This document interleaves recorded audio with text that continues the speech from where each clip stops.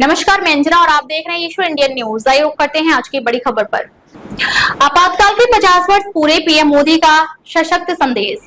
आज आपातकाल लागू होने को 50 साल पूरे हो चुके हैं। इस ऐतिहासिक अवसर पर प्रधानमंत्री नरेंद्र मोदी ने एक्स यानी पूर्व में ट्विटर पर एक भावुक संदेश साझा किया, जिसमें उन्होंने इस दौर को भारत के लोकतांत्रिक इतिहास के अंधेरे अध्यायों में से एक करार दिया। पीएम मोदी ने लिखा कि आज वह दिन है जब भारतीय लोकतंत्र के उन महत्वपूर्ण सिद्धांतों को अनदेखा कर दिया गया जो हमारे संविधान में निहित है।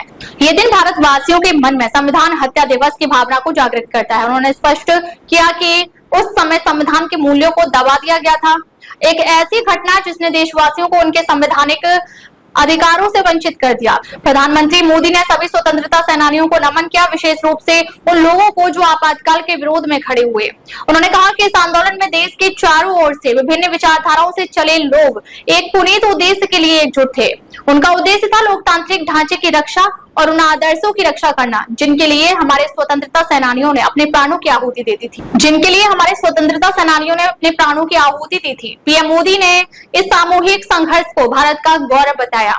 उन्होंने कहा कि विरोध आंदोलन की ताकत ने तत्कालीन कांग्रेस सरकार को लोकतंत्र बहाल करने के लिए मजबूर कर दिया।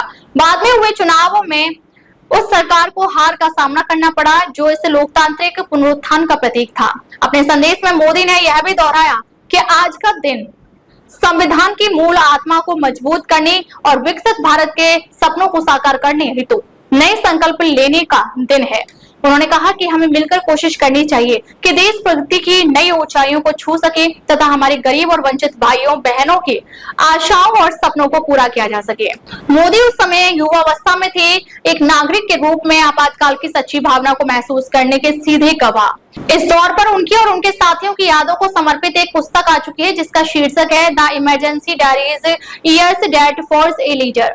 यह पुस्तक ब्लू क्राफ्ट पब्लिकेशन द्वारा प्रकाशित की गई है और इसमें तत्कालीन प्रधानमंत्री एच.डी. देवेगौड़ा द्वारा लिखित विशेष प्रस्तावना भी शामिल है। केंद्रीय गृह मंत्री अमित शाह आज शाम को इस पुस्तक का औपचारिक विमोचन करेंगे। इस अवसर पर अच्छी उम्मीद की जा रही है कि इस पुस्तक के माध्यम से आपातकाल के दौरान की घटनाओं का व्यक्तिगत व ऐतिहासिक वर्णन पाठकों तक पहुंच सकेगा। अब तक ले बस इतना ही, फिर मिलते हैं एक ऐसे ही बड़ी खबर के साथ। तब तक के लिए नमस्कार और देखते रहिए ईश्वर इंडियन न्यूज।